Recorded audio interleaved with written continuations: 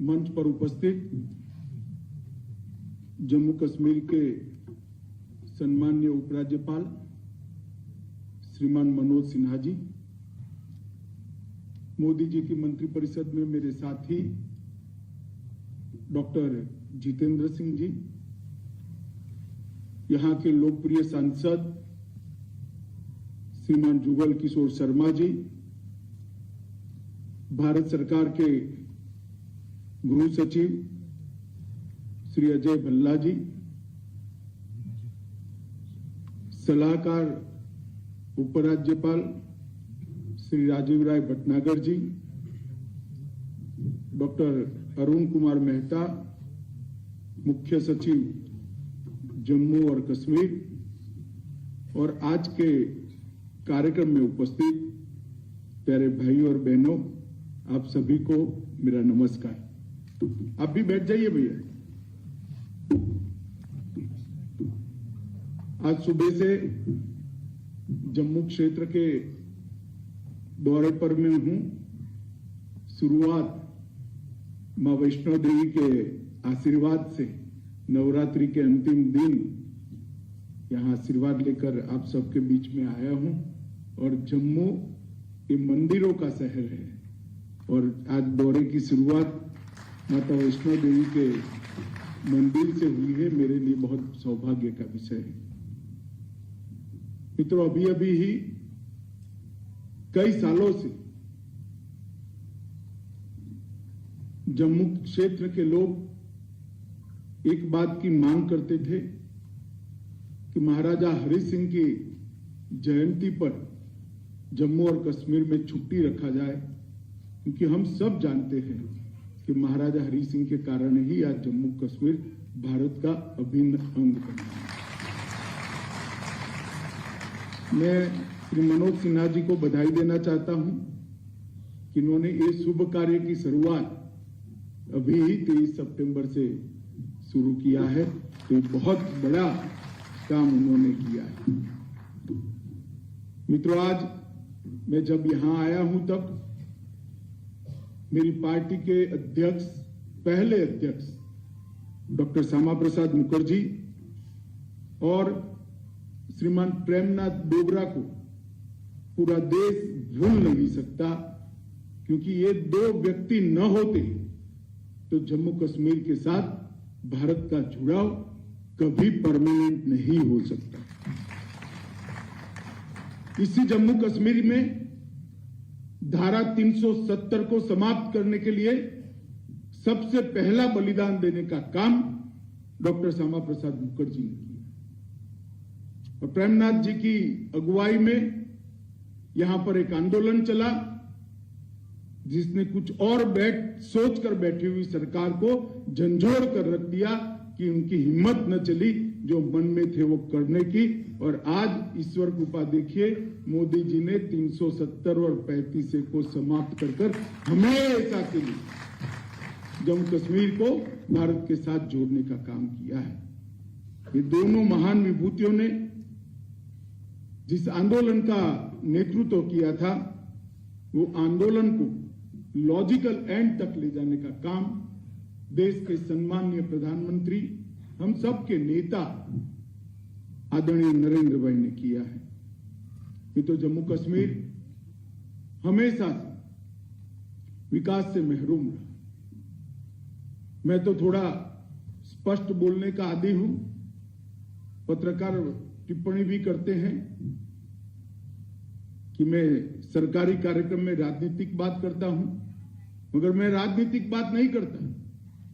मैं जम्मू कश्मीर की बात करता हूं कि 3 परिवारों के शासन ने जम्मू कश्मीर को देश के बाकी के राज्यों से हजारों किलोमीटर पीछे विकास के मामले में छोड़ दिया था। और ये जो हजारों किलोमीटर पीछे छूटा हुआ जम्मू कश्मीर था, उसको 2014 के बाद नरेंद्र मोदी जी ने आज लगभग सबके बराबर लाने का काम किया है। ये मैं मानता हूं जम्मू कश्मीर के लिए बहुत बड़ी उपलब्धि। 42,000 लोग जम्मू कश्मीर में आतंकवाद की भेंट चढ़ गए थे और दिल्ली में किसी के माथे पर जू नहीं रहे। मामला यहां तक पहुंच गया कि 2-5 लोग गोली से मर जाते थे, अखबार न्यूज नहीं छापता था, क्योंकि उनको लगा है तो होना ही है जम्मू कश्मीर में। आज मैं बहुत संतोष के साथ कह सकता हूं, मोदी जी के नेतृत्व में आज सुरक्षा बलों का संपूर्ण प्रभुत्व आतंकवाद पर आज दिखाई पड़ता है और जम्मू कश्मीर को सुरक्षित करने का बहुत बड़ी उपलब्धि। जिस राज्य में शांति नहीं होती, जिस राज्य में सलामती नहीं होती, वहां कौन इन्वेस्टमेंट करेगा, वहां कैसे उद्योग लगेंगे, वहां कैसे टूरिस्ट आएंगे, वहां स्कूलें कैसे चलेंगी। एक महीने में 200 दिन तक कर्फ्यू रहते थे, 100 हड़तालों का ऐलान होता था। हमारे देश से हड़ताल नहीं ऐलान होता था, किसी और देश से होता था। यहां इसका पालन करने वाले बैठे, उनका महिमा मंडन करने वाली सरकारें थी। आज मैं आप सबके सामने बड़े संतोष के साथ कहता हूं, न हड़ताल देने की हिम्मत है, न पालन करने वालों का महिमा मंडन है। ये परिस्थिति में जो बदलाव है, वो बदलाव नरेंद्र मोदी का मक्कम और मजबूत नेतृत्व के कारण हुआ है मित्रों, और उसी के कारण जम्मू कश्मीर के विकास की एक नींव डालने का काम यहां पर हुआ है। आज के कार्यक्रम का ही उदाहरण लीजिए, 263 परियोजनाएं और करीब करीब 2000 करोड़ की परियोजना।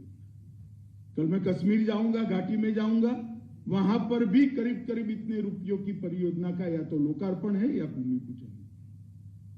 पहले जमाने में 1 साल का बजट नहीं होता था, यहां हर महीने का कार्यक्रम इतने हजारों करोड़ का होगा। ये जो अंतर है, वो अंतर यहां शांति प्रस्तापित हुई, यहां भारत के साथ जो जुड़ाव का कोई कंफ्यूजन अब नहीं रहा है, इसके कारण ये अंतर आया है। मैं आज जो लोग संसद के अंदर जब धारा 370 का मैं बिल लेकर गया, भाषण कर रहे थे, इससे क्या होने वाला है, मैं उनको कहने आया हूं 27 लाख लोगों को 5 लाख तक का स्वास्थ्य का पूरा खर्चा आज माफ हो गया है, ये धारा 370 के। दलितों को, आदिवासियों को, महिलाओं को उनके अधिकार मिले और 58% स्कूलें और आंगनवाड़ी तो सबकी सब, मगर 58% घरों में नल से जल पहुंचाने का काम ये पहाड़ी क्षेत्र में भी जम्मू कश्मीर में समाप्त हो गया। और हमें भरोसा है, अभी कहा एलजी साहब ने, इसको 100% जल्दी ही कर दे। और मित्रों, ये कल्पना नहीं कर सकते थे कि जम्मू कश्मीर में सर्दी में लाइट बंद न हो। आज जम्मू कश्मीर ने 2 सर्दियां देख ली है जहां 24 घंटा लाइट आप लोगों के घर में है। बहुत बड़ा परिवर्तन है। और मैं इसलिए कह रहा हूं कि डेमोक्रेसी, ये परिवर्तन का स्वागत जब जनता करती है तभी डेमोक्रेसी मजबूत है।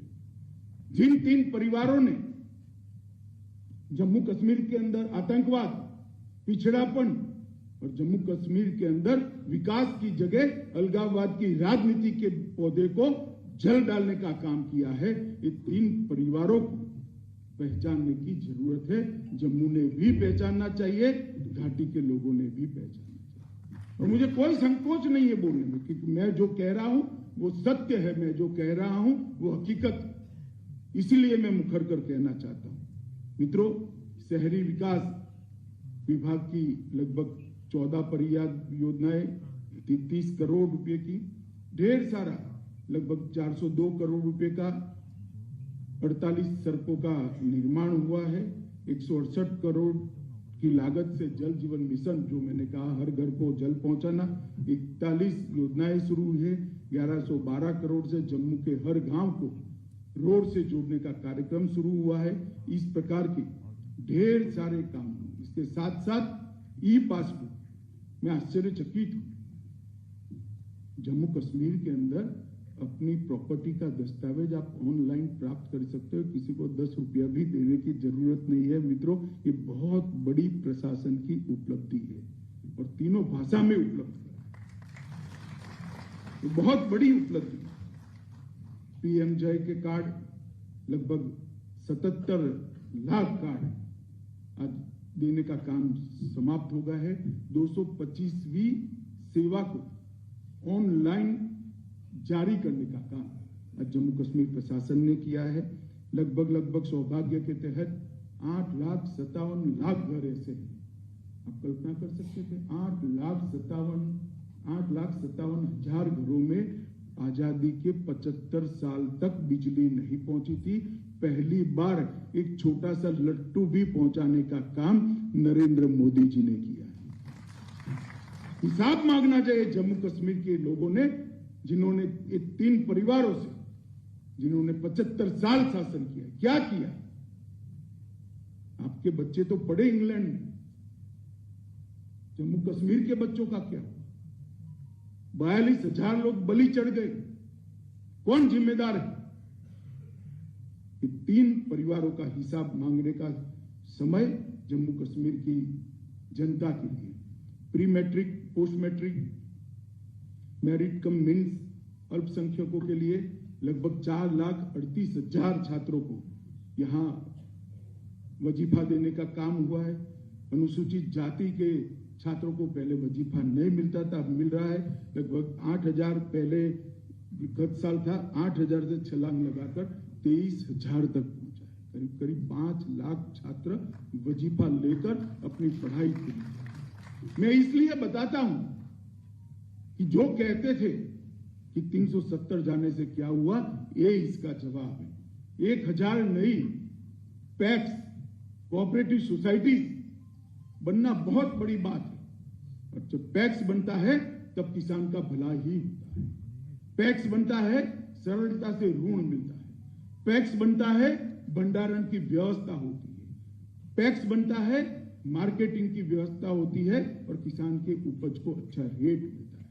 1,000 पैक्स जम्मू कश्मीर जैसे नए छोटे राज्य में बनाना ये बहुत बड़ी उपलब्धि है।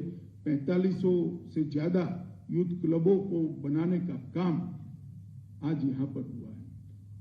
मैं सब इसलिए कह रहा हूं कि जो विकास करना चाहते हैं वो सिर्फ विकास में श्रद्धा रखते हैं, और जो भ्रष्टाचार करना चाहते हैं उनको विकास से कोई लेन देन नहीं है। इसलिए 370 की आड़ में आज तक, मोदी जी आने तक यहां एंटी करप्शन ब्यूरो ही नहीं था। फारूक साहब मुझे मिल गए एक जगह पे, मैंने बोला जनाब एक बताइए एंटी करप्शन ब्यूरो क्यों नहीं बनाया। तो उन्होंने कहा धारा 370 थी। वो ठीक है, मैंने बोला मगर जम्मू कश्मीर असेंबली तो बना सकती थी। साथ में एक पत्रकार खड़ा कर दे, अपने पैर पर कौन कुल्हाड़ी मारेगा भैया, काहे को पूछ रहे हो। तब जाकर मुझे रहस्य मालूम पड़ा, तब तक तो मैं सोच ही नहीं सकता था। एंटी करप्शन ब्यूरो ही 73 साल तक इस राज्य में नहीं रहा। जिसको करप्शन करना है वो करो, कोई पकड़ने वाला है ही नहीं, कानून ही नहीं। अब इस प्रकार से शासन चलाया जिसके कारण जम्मू कश्मीर का डेवलपमेंट, जम्मू कश्मीर की बात करते, कश्मीरियत की बात करते। पहली बार मोदी जी ने कश्मीरी, डोगरी, उर्दू, हिंदी इसको यहां प्रस्तापित भाषाओं की, शासन की भाषाओं की मान्यता देने का काम किया। जो कश्मीरियत की बात करते हैं उनको मैं बताऊं, आपने अब तक नहीं किया क्योंकि आपके मन में डर था कि भाषाओं में अगर शासन चलेगा तो लोग पढ़ लेंगे तो पूछेंगे तो हमारे पास तो जवाब ही नहीं। तो इससे तो अच्छा है कि अंग्रेजी में चलता रहे। मगर मित्रों, भाषा प्रशासन की अगर स्थानीय होती है तो प्रशासन जवाबदेह बनता है। लोग जब प्रशासन को समझते हैं तो 5 सवाल पूछते हैं, जो भी बैठा है उसको पूछे, और उनका अधिकार है जमहूरियत के अंदर, और ये अधिकार देने का काम नरेंद्र मोदी जी ने किया। मित्रों, आज सबको मैं पूछना चाहता हूं, मन से बताना, मैं देश का गृह मंत्री हूं, आपके सामने खड़ा हूं इसलिए नहीं। पहले आए दिन पत्थरबाजी की घटनाएं होती थी, अखबार वालों ने छापना भी छोड़ दिया था। अब दिखाई पड़ता है कुछ? जरा जोर से तो बोलो, क्यों भाई, अब क्यों नहीं होता है? मोदी सरकार है। करवाने वाले ही वहां बैठे थे, वो चले गए, रोकने वाले अब बैठे हैं, इसलिए नहीं। ये परिवर्तन को समझना पड़ेगा। ये परिवर्तन जब तक हम नहीं समझेंगे कुछ नहीं होगा। वही हुर्रियत है अभी, कुछ नहीं होता सर। ना जुलूस निकल रहे हैं, ना पत्थरबाजी हो रही है, क्योंकि कठोरता के साथ विकास के रास्ते पर नरेंद्र मोदी सरकार आगे जा रही है। हमने सुरक्षा के लिए उच्च सुरक्षा की जेल का निर्माण भी शुरू किया है।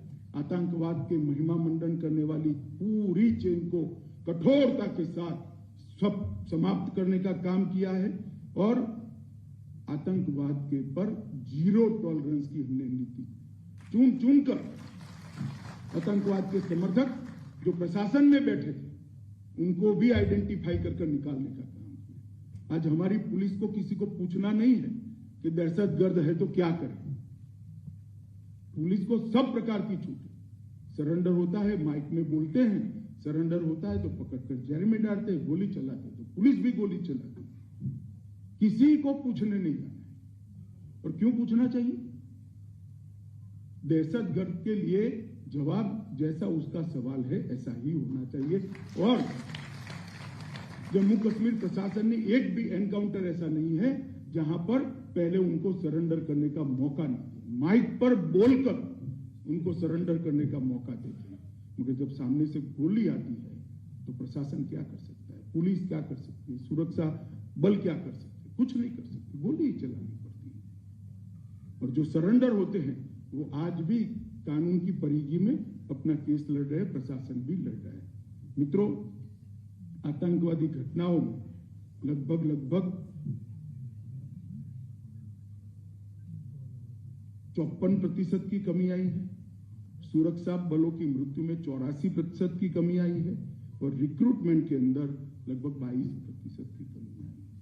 ये आंकड़े मैं इसलिए कह रहा हूं कि हमारा हिसाब मांगते हैं, छुटपुट बयान कर चले जाते हैं, कहीं ना कहीं इंग्लैंड चले जाते हैं, फ्रांस चले जाते हैं, स्विट्जरलैंड चले जाते हैं। गर्मी इनको राज नहीं आती। अब हमारा तो वहां घर ही नहीं है, हम क्या करें? जिनका घर है वो चले जाते हैं। मगर मैं जवाब देने आया हूं कि भला ये पहले क्यों नहीं होता, अब क्यों हो रहा है?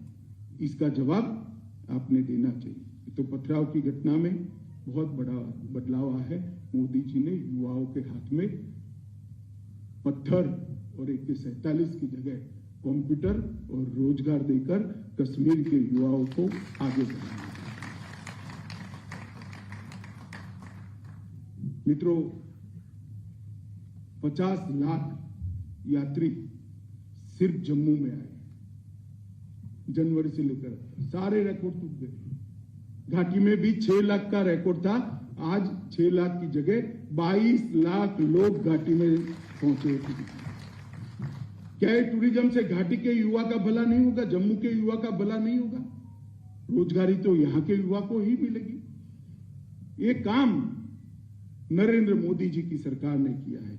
वंचितों को अधिकार देने का काम किया है।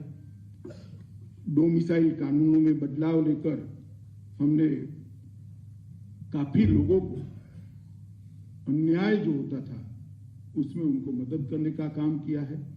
प्रवासी और शरणार्थियों का पुनर्वसन का भी काम किया है और लगभग 5300 परिवार को 5 लाख तक की 5.5 लाख तक की सहायता भी नरेंद्र मोदी सरकार ने करी। जहां तक जम्मू का सवाल है, ढेर सारे विकास के काम हुए। मित्रों, मैं बहुत ज्यादा कहना नहीं चाहता। लगभग प्रधानमंत्री विकास पैकेज में 80,000 करोड़ की लागत से 63 परियोजनाओं का प्लानिंग हुआ है। लगभग हाइड्रो पावर इलेक्ट्रिसिटी में 4,287 करोड़ की लागत से अलग अलग प्रोजेक्ट गति में है। कार कीरू का प्रोजेक्ट गति में है। कार 4600 करोड़ की लागत से चल रहा है।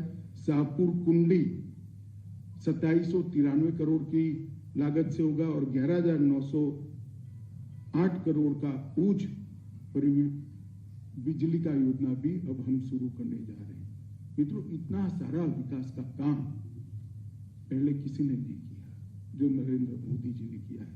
और औद्योगिक विकास के लिए मैं कहना चाहता हूं कि 2020 के पहले 47 से 2020 तक 15,000 करोड़ का इन्वेस्टमेंट आया था। अब तक मैं आज 2020 से 22 तक की बात करता हूं, 2 साल में 56,000 करोड़ रुपए का इन्वेस्टमेंट। आज ही मेरे हाथ से कोई कारखाने का उद्घाटन कराया। 56,000 करोड़ का इन्वेस्टमेंट जम्मू कश्मीर में आना और उसके लिए जम्मू कश्मीर के बच्चों को रोजगार के लिए तैयार करना।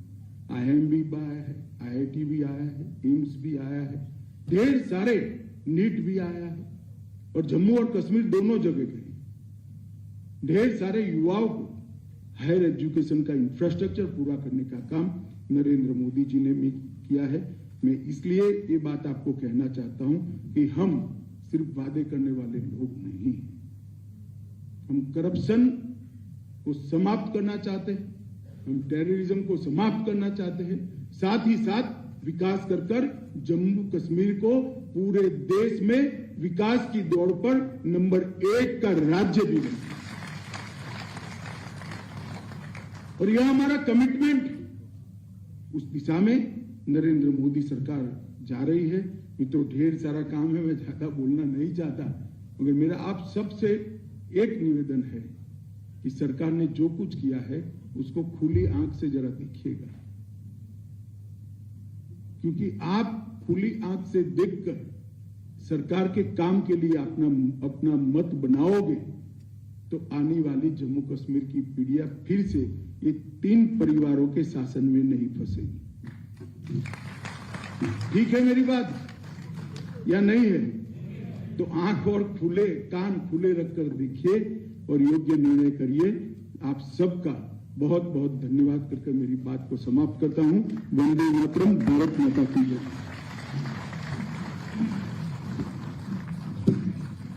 धन्यवाद मान्यवर। मंजिलें उन्हीं को मिलती हैं जिनके सपनों में जान होती है। मंजिलें उन्हीं को मिलती हैं जिनके सपनों में जान होती है। पंखों